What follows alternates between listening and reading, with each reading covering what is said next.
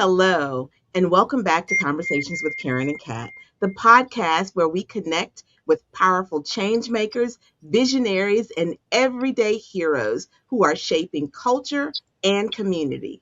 Today, we are joined by Dr. Erlange Elisme, sorry. She is a behavioral health consultant, trauma-informed leadership strategist, author, and founder and CEO of Elisme Consulting Services. For more than 30 years, Dr. Elisme has worked at the intersection of behavioral health, education, and leadership, helping organizations build healthier workplaces and stronger communities. Her work reminds us that behind every behavior is a story. Behind every resilient leader is a human being, and behind lasting healing is the power of community. Drawing from her extensive clinical experience, advanced trauma informed leadership training, and the rich cultural traditions of her Haitian heritage, so if I say, Dr. Elise challenges us to rethink how we respond to stress, leadership, wellness, and one another. Dr. Elisme, welcome to Conversations with Karen and Kat. We are honored to have you with us. Thank you so much, Karen, for that beautiful introduction. I was asking, okay, is she talking about me? So, Dr. Elisa, before we get into the nitty gritty, we would be remiss if you watched any of our episodes. You know that Kat and I, particularly Kat, are big proponents of mental health and mental health awareness. And July is National Minority Mental Health Awareness Month, which is dedicated to destigmatizing mental illness and addressing the unique mental health struggles and systematic barriers faced by racial and ethnic minorities. And so, with that in mind, Dr. Leisman, what can you speak briefly on some of the struggles that the Black community, the diaspora, I'll just say the diaspora, um, that the diaspora faces with getting diagnosed and also recognizing mental health in our community? Oh wow, what a loaded question. um, if first of all, to diagnose, we have to go, right? And we have to go, but we have to find people who are trained, people who understand our struggles, so we feel safe to go Mm, to them. Because one thing about trauma informed care basically mhm. is safety. People need Yes. to feel safe, not just physically, but psychologically. Mhm. A lot of the Western medicine, including mental health, was not created for us in mind.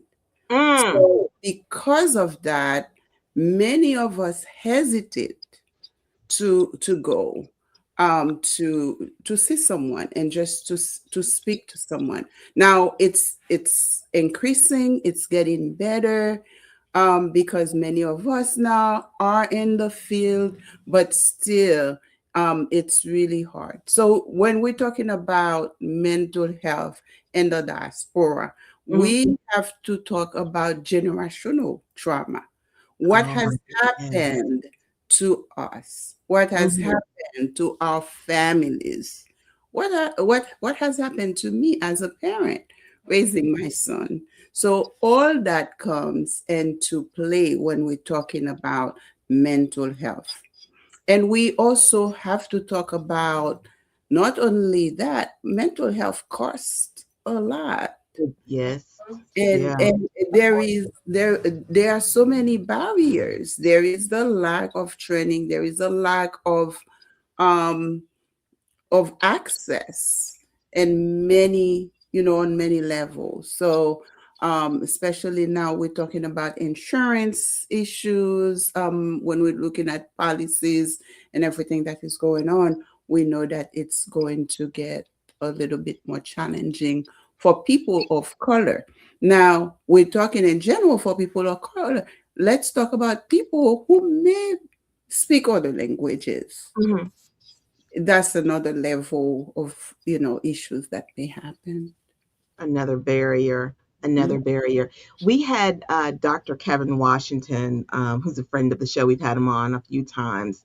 He's written a book called Ubuntu Psychotherapy, where he talks about um, y- using Ubuntu practices, which are African practices in dealing with and healing generational trauma. Are there any modalities that you bring from your Haitian culture and heritage that you use in your practice? Yes, I have created, because I've been in the field for so long and I've seen and I've tried so many different things. I have some frameworks that I created, Mm, um, thinking about how we can make it, not abstract, but something that people can take. Right now, if we use it, we can get some relief.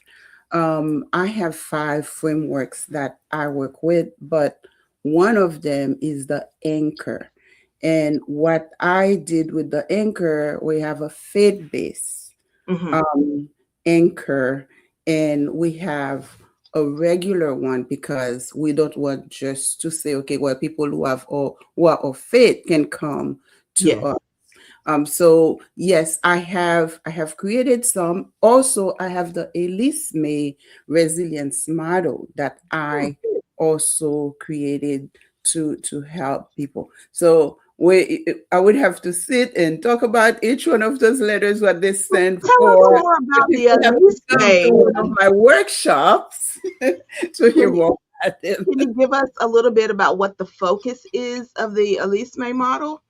It's resilience based, Hmm. where we talk about leadership, we talk about education, we talk about how we can use some of those things that we have. Now, because I'm from Haiti, Hmm. I use what they call combit. Combit is a thinking that when something is happening, we come as a community to resolve it because we need community. Where here, everything we do it individually. Yes. In our culture, where we came from, we looked at the community, not just Hmm. not just one person. So we really talk about that. We talk about being aware because if you are in denial, you cannot address your issues also. So that brings me to my question, doctor. How do people know when their body is telling them that they're not okay? Mm. Um, One thing that trauma does to the body. Let me say something about that, so I can explain why I always try to explain. My doctoral program was the entire program was a specialization in trauma informed care leadership and practice. Mm. But also after that, I went and obtained a certification from Harvard Medical School on global mental health trauma and recovery.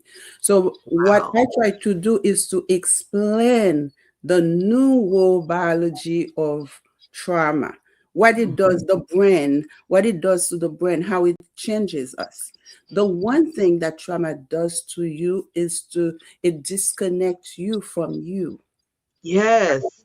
When they talk about dissociation, that is the first thing that I believe happens, where you may not feel things because the brain is trying to protect you. Yes. Because if you were to feel everything that happened to you probably would not survive it. They would crack. You would crack.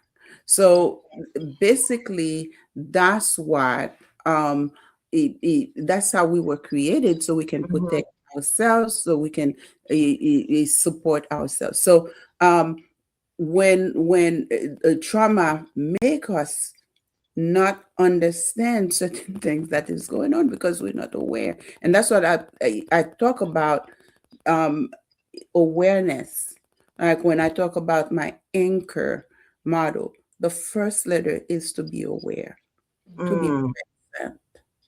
So break down that anchor acronym. Can you just shout it out right fast what anchor means? Oh man, it's Oh, I'm challenging. awareness. Because I have tomatoes. It's awareness. Mm-hmm. Um, the N is nurturing.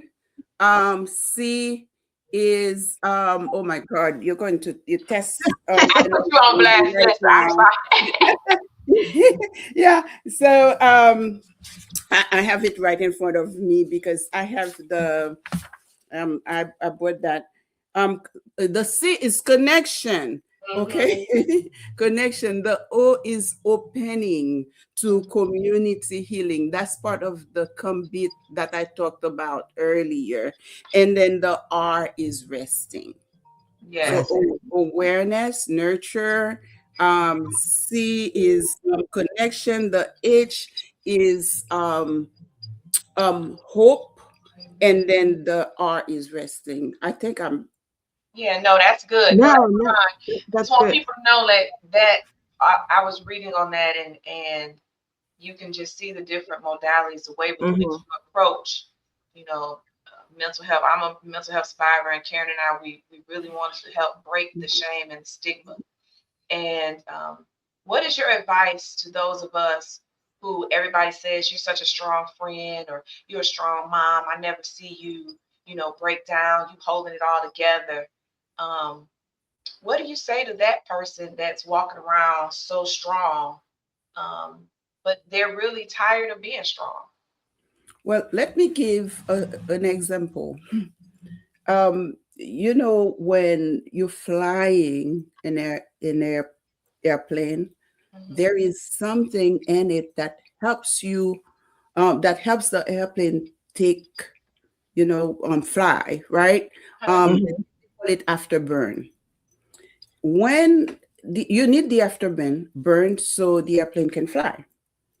But if you keep the afterburn going all the time, guess what happens? It burns Things out. to turn off Mm, by okay. themselves Yeah. because it was not created. They did not create the jet or the airplane to fly Mhm. on afterburn. So sometimes, especially Black women, we always going on afterburn Hmm. because And we're in we a constant state of Flight, heightened. fight, or fear, or where Yes, all yes, day. always and some of us take it as a big compliment when yeah. somebody says, Badge of oh, honor, energy badge is so of honor. strong. Yes, but guess what, when you are so strong all the time, your creativity may be dying slowly, Hmm. right? Yeah. Your empathy Mhm. will turn off because you cannot continue to do that. And we abandon ourselves too because we are always going at a pace that we're not supposed. Yes. I have said to my sister and to friends before, I'm taking my ass off my chest and I'm putting it in my closet for a little Take your while. cape off. I know that's Taking my right. cape off because I'm tired. Yes. I'm tired. And it for some of us, we have never been given the space. When I say some, I mean I'm speaking of Black women. Mhm, We have never been given the space or even the luxury to be able to just sit down and collect our thoughts, feel what we're feeling, grieve, or mhm, grieve the end of a relationship, grieve the loss of a person, because you got to get up, you got to keep on going, you got to keep on doing, you got to get up, get those kids together, you got to get up and get your Survival husband together. mode. And Survival mode. we're always in that. and mhm, and I have learned as I've gotten older that sometimes I just need to sit down and be, mhm, and just do nothing, and be responsible for nothing but mhm, just feeling whatever it is that I'm feeling. mhm. And we need to be honest with ourselves Mhm. because a lot of times and it could be because of the lack of awareness that I talk Hmm. about, but because we want to show to people that we are stronger Yes. than we were made to be. Yeah. You know, the reason Strong we are black woman. strong is because the brain says, if you don't do that, you're not going to do this. You know, because we learned it generation ago. If we, as when we were enslaved, if you don't work from morning to whatever time, you might die, and you're always ready to do something. So Yep. guess what? Mhm. Our parents just pass it on to us Mhm. unknowingly. It's not because they were the bad parents, it's just that they don't know and they That they pass it don't know. to And us. and I think about my house wasn't this way, but I knew some of my friends growing up, like their parents didn't want them just sitting down doing anything. Like they couldn't just be Busy. still. You had to be Yeah, busy. they had to be busy. And if Yeah, you're not busy, you're not productive. you're not Yes. productive. So, and girl, you just hit the nail. I have so many questions, and God is so good because I literally, as y'all talking, I'm like, man, I want to know about that. I want to know about that because we walk around with trauma, generational trauma, and I just was talking about this. Mm. And you have to learn how to forgive people who hurt you because they was carrying generational trauma. Mhm. Man. Mhm. So how do you honor your family's strength while talking about the pain that you've been going through for generations? You know, the if I went back to the anchor model that I talk about, and the itch is really to honor things that are positive, Hmm. and then things that may not be that good, right? You can be hopeful because I can look at my family and say, yeah, we messed up. But in that too, we can find hope, right? Because what you just talked about, um, Kat, I I experienced it with my mom. Hmm. My mom left Haiti when I was about 5 years old, and left me with relatives. And it was not always a great situation, Mm-hmm. right? And as a kid, the way I read it, I said she just abandoned us, right? But when I grew up and I looked and I learned and I talked to her, I knew that she was suffering too. Yeah. She had to do what she had to do. To try to Right. make it better, to Mm, to try to for what she thought was making it better for the making it children. better. With the And tools, with the resources, with the support she Hmm. had, she did the best decision at that time. mhm. That's And when we really mature, when we realize that our parents are humans having a human experience in the same way that we are, and they're only doing this life one time, and they Right. didn't come with instructions, so they've done the best mhm, that they can. Most, not mhm. all, have done Especially the best when that it's they can. untreated trauma, Yes, yes. compounded untreated trauma. So they're only doing the cycle. So yeah, I'll give the floor to you, doctor. Uh-huh. Honestly, most of us or most of them have untreated trauma.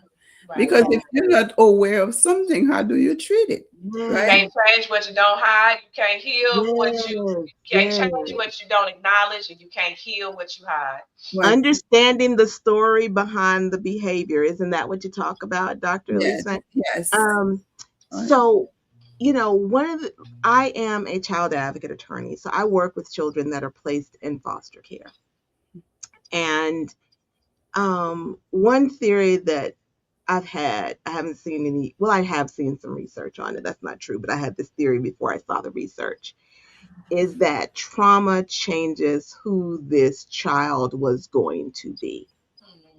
And because the and so an adverse childhood experience, which is called an ACE, and so Mhm. they do this scoring system now for how Mhm. many adverse childhood experiences a child has had to come up with like their post traumatic if they've experienced Mhm. PTSD. Mhm.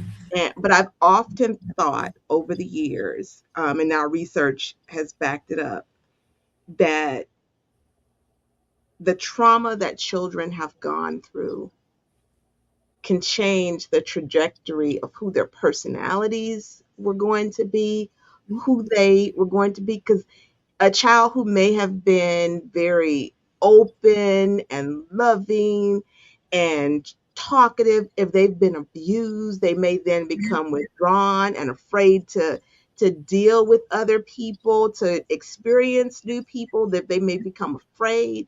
Where the same way that if a young person is sexually abused, it could cause them to start acting out sexually at a younger age and thinking that all that they have to offer is their body.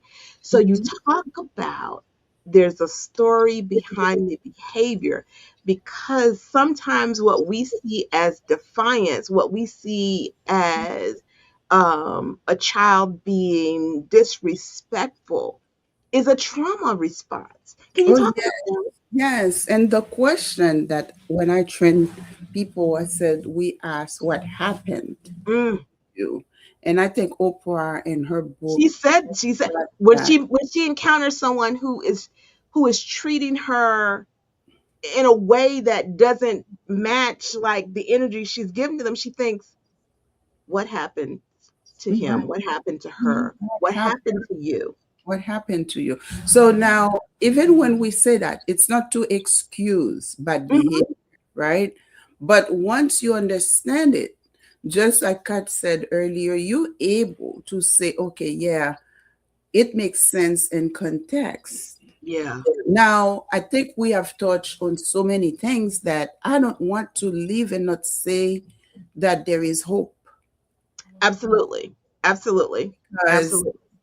we know people who have accomplished so many great things, Mhm. even though they experience a lot of trauma. And for these children, one adult that is a positive relationship can make a life of a Yeah. a lifetime of a change for them. So there is hope, and this is why I'm in this. This is why you ladies are Yeah. having this podcast, to open people's eyes, and also to just say that there is hope. We can grow, we can change, we can survive. But there's usually some intervening person or therapy. There's usually something intervening for that shift to happen. That's what I have seen. So Y- either it's when you've gone through some traumatic experience, either you're coming in contact with someone who helps you see things differently, or you're going through therapy that you have um, learned how to react to how to respond when a traumatic thing comes up, instead of acting out, instead of lashing out at folks. You've learned the tools, you've been given those things. So you're there is help, Yeah. but I think that there has to be an intervening something or someone that makes that difference. mhm. And my argument for that is Mhm. that it's true, but sometimes the person that helps maybe just a regular Okay. person Yeah. that is committed to you Yeah, as yeah, a human being. absolutely, To add absolutely. to that, Hmm. my girlfriend was one of the ones that said, "Yeah, girl, you need to cut that out. I think you need to get some help." So you're absolutely right. It wasn't a trained professional. It wasn't Hmm. someone that had all these letters behind their name. It was just someone who close enough to you that can say, "Wait a minute, something's not right." Something's not Right. right. Um, Hmm. So I will It, say, it could be a trusted adult in a young yep, person's life yep, that show that a it's mentor. someone who's not going to hurt them. It's someone that is safe, that they can talk to, that they, can confide in, and that, so it doesn't have to be a trained professional, Mhm. but usually what I've seen is that there is something or someone Some that type of has made a connection. difference, that has made a connection with that Mhm. person. Um, Now, Dr. What's up? Go ahead.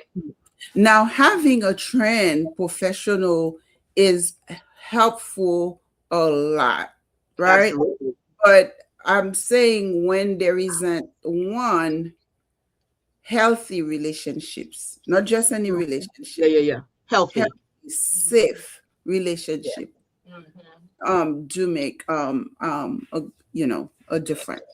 You were saying yes. I will say having a professional, because even I'm a huge, big mental health advocate, as you can see, as my girlfriend called me a warthead. I do cry, and I'm proud. Yay, it's healing for me. Um, that having a competent, a culturally competent licensed professional along your journey for me made a huge difference because Yeah. having a conversation with someone who can't relate to you may know all the things about my trauma or that textbook, but when you get to my day-to-day stresses, like what Karen talked about earlier, just coming up in a black community where we're taught because of all of our post-traumatic slavery Mhm. syndromes and all those things that just inherently come down from generation to generation. If you don't understand what my day is like just to get up and go to work to feed my family with redlining and discrimination and sexism, ageism, and all these other things, you have to address that too, because that's traumatizing every day in and of itself. So Mhm. one of my questions to you, doctor, is the myth about resilience. What Mm. is something that you wish people would stop repeating when it comes to resilience? Mhm. One thing is that we need to be resilient because we go through so much, right? Mm. Other people don't have to use that word all the time, but we use it all the time because we're so comfortable in the pain that we've had. We've been dealt. A lot of it was dealt to us. Yes, resilience is a good thing, but we need to think about creating environments where people do not have to always be resilient, because Mm. in order for you to become resilient you have to have gone through things, right? Yes. So what are we doing in our policies? What are we doing um in my life as a mom, so my son doesn't have to be that? Resilient. Well, yes, we it's a good word, but Hmm. Hmm. we need to put it in quotation mark, in my opinion. Because when we're resilient, we really are just high functioning in our High, dysfunction. high functioning in our dysfunction. Yes, Facts. That's yes. that really is what it is. Mhm. Uh, You work well under stress. yeah, and that's crazy, right? Mhm. Yeah. So Dr. Lisa, what drew you to this work? What is your why? We always ask people that. What is your why for this My work? why, I told someone it's because um, I had lived experience Mm. of my own trauma. Hmm. And many of us who come to this field, we come to undo certain things. And sometimes we don't even see ourselves. We see other people that we're trying to fix. But Mhm. when we are aware, we start to realize, oh, okay. So that is my why. Mhm. Um, as an immigrant, when I came, I left my home, I left my school, I left my community. Many people believe that when people come from Haiti, they just come to a lot of wealth here. Well, Mhm. when I came, it was it was not the same, because I left a big home in Haiti and Mm. I came here to an apartment in what they call the hood, and I Yeah. did not understand that when I came. Now, a lot of people just say Haiti has a lot of poverty. Yes, there is a lot of poverty, but there was a lot of political issues. So many of us left all those relationships Mm-hmm. because we had. So that is one safe thing that I can say Yeah. right now. But that is my why. And the other thing is that I think that God has given me the abilities to really um, e- explain to people what what is happening in them. So I said, why not? Why not? Why not me? So, doctor, what does how does trauma manifest in our bodies? And can you tell us more about your workshop that you have coming up, the Body Whispers, Catch Burnout Before Resignation? Okay, there was a time when I worked and doing a whole lot, being a mom, being I'm a single mom because I divorced and and working in the field where you are receiving everything else that people experience, right? Mm, That's another level mhm, that we don't often talk about. And then I come, there was nothing left for me. mm, So I would go to work, get up because I had to go to work, but I sit in my car, mm, not want to go inside of that building. mhm, So that is one thing that people may not even understand what is happening, right? So that's part of the reason that I start talking about what happens to the body. Because if we really think about anxiety, anxiety is not necessarily a mental issue, it is a mm, physical issue because when even when the way we explain it, right? We explain that you have butterfly in your tummy and if you really stay still, you can feel your shoulders going up, right? So trauma stays in our bodies and and that's part of the thing that we need to learn how to deal with. And that's how when I started I said that we need to be aware so we can first learn how we dissociate and how we can go back mhm, and treat ourselves. mm. And Queen. speak about your upcoming event. Oh yes, I will offer um, um, a webinar on the 16th of July. It will talk about the body whispers, some of the whispers that we just talked about. Like you're sitting, you don't even know what's going on, but you don't want to go in the building. Mm, Or somebody talks to you, you just, oh my goodness, you already have 10 things that you think that the person meant, and you know the person did not mean any of hmm, that. Mm-hmm. Those are part of the whisper that happens. And I talk a lot about burnout because I think that a lot of people who experience a lot of trauma, they tend to burn out fast yeah.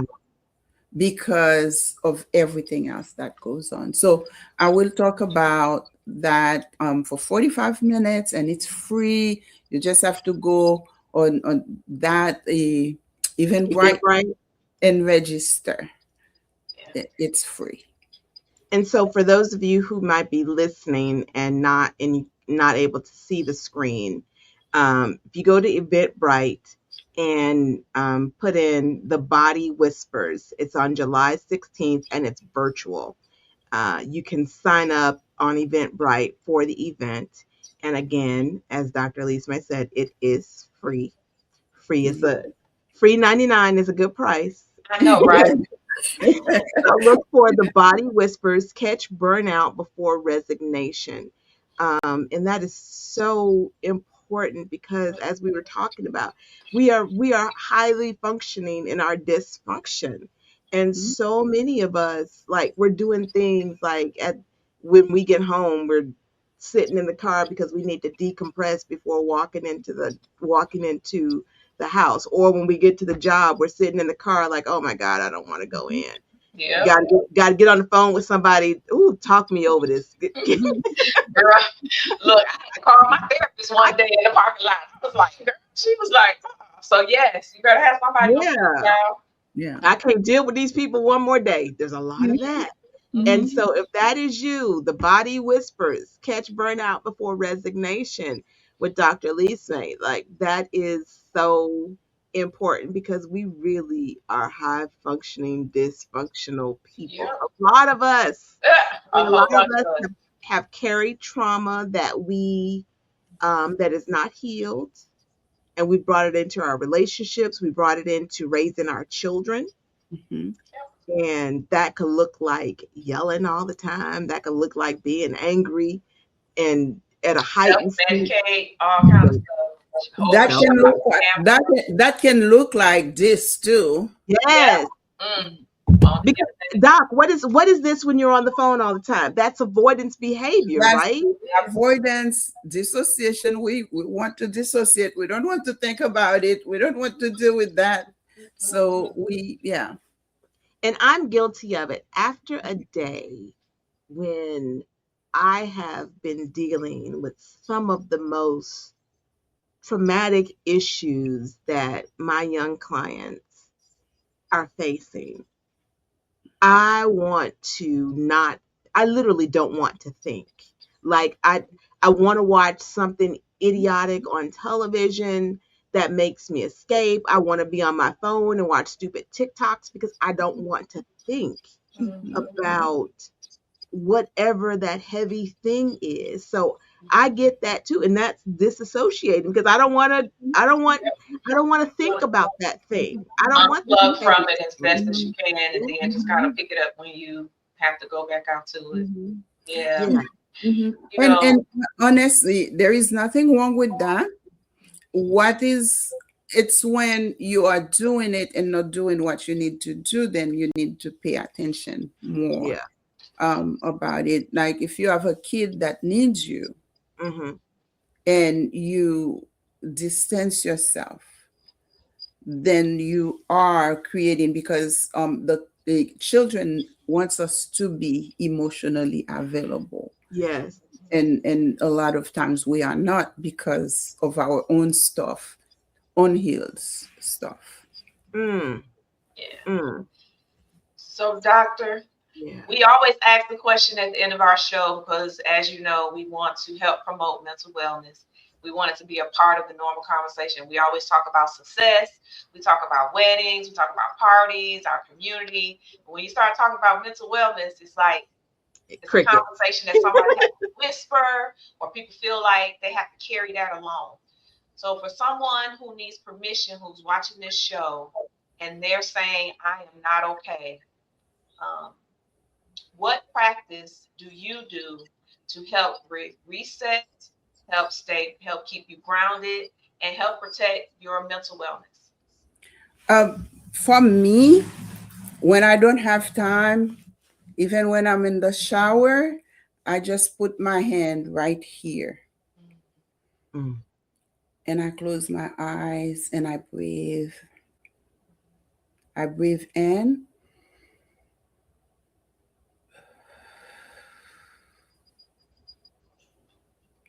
and I exhale.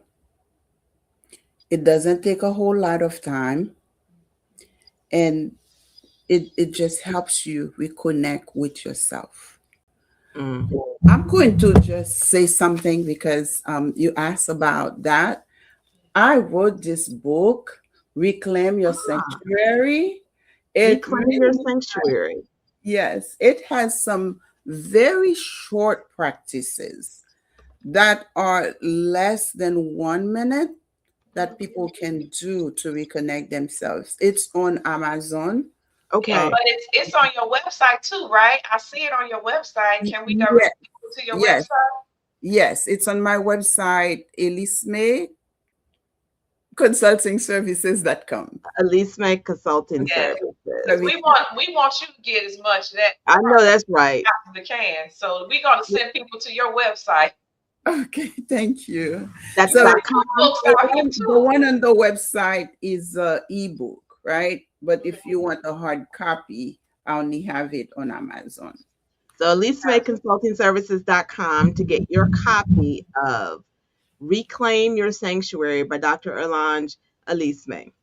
Yes. Um, so that this was a very important conversation. Absolutely. And if our listeners are interested in learning more about your work, Dr. Elisme, how could they contact you? My email address is Elisme, just like my last name, Hmm. Elisme at elismeconsultingservices.com. Okay. My phone number is 678-595-6446. I am on LinkedIn. I am on Facebook, Elisme Consulting Services. I'm on um, YouTube, Dr. Elisme, and also I'm on Instagram. Okay. And Elisme is spelled Elism as in Mary, E as in Edward. And that's Yeah. Elisme at EliseMeConsultingServices.com. And again, Dr. Elisme's phone number is 678-595-6446, and the website is Elise May Consulting Services, and you can also find her on YouTube and IG. Just look up her name, Dr. Elise May. Thank you so much. This was a great conversation. It really, and an important conversation during National Minority Mental Health Awareness Month. Look, I wonder, but it's actually now it's called the BIPOC Mental Health Awareness Month. Hmm. Right. Oh, Um, but our focus, not that we don't care about other people, but we want to really bring awareness in the Black community, in the throughout the diaspora, because mental health has been such a stigma wherever we live, whether we're on the continent or whether we're in the Caribbean or whether we're in the Americas. It is a stigma because traditionally we have not gone to see psychologists and psychiatrists, We haven't and had access. we haven't mhm. had access. We haven't had access. We haven't Uh, had access. can I say also, I Yeah. do not do therapy right Okay. now. I train organizations. Hmm. Um, I train schools for it, because teachers are under a whole lot. Yeah. Nurses are under a lot of stress. Um, People like a CASA, Hmm. because I do training for CASA Hmm. in Fulton County. The people who are working with the kids, they are experiencing vicarious Yeah. trauma. Yeah. The On volunteers. yes, on a small, very, I have a handful of clients that I see as a trauma informed life coach. Okay. However, if somebody needs a therapist that is trauma informed, I have a network of people that I can refer them to. Awesome. Awesome. Awesome. That's Because that so is important. so important. It Mhm. really, really is. It really Can I say is. one last thing Yeah. that doctor has been recognized, and correct me if I'm wrong, you did receive Gwinnett County's Mentorship of the Year award. Yes, I did. Awesome. I did. I worked in education most of my professional life. Hmm. After I left 2 years ago, I decided to stay because one of the students that I worked with, I met her in third grade. And I wanted to just work with her Stay with until her. she graduated. She graduated this year, and I, and I have another one Nice. graduating next year. Nice. So yes, I this is what I do. I always wish when I was in school, I had someone that would just sit and listen to me, and I Yeah. will continue to do that. That's a Amen. beautiful thing. Well, I'm so congratulations on glad. that honor, because Thank this you. is working with young people. is not something that everybody can do, and it's not something that everyone should do. Facts. It takes a special heart to work with young people and for them to feel and to take the time to make sure that they feel seen and heard. Yes. That's important work, and thank you for doing that. Yes. Thank Anything you. else, Catherine? No, that's it, girl. I am so excited. I look forward to seeing her out in these streets doing the work. Yes. And to our listeners, as always, we want you to subscribe to Conversations with Karen and Kat on YouTube, Facebook, IG, and wherever you find your podcast. Remember that you are a part of the conversations. Thank you for joining us on this episode of Conversations with Karen and Kat. Where we are impacting the world one conversation at a time.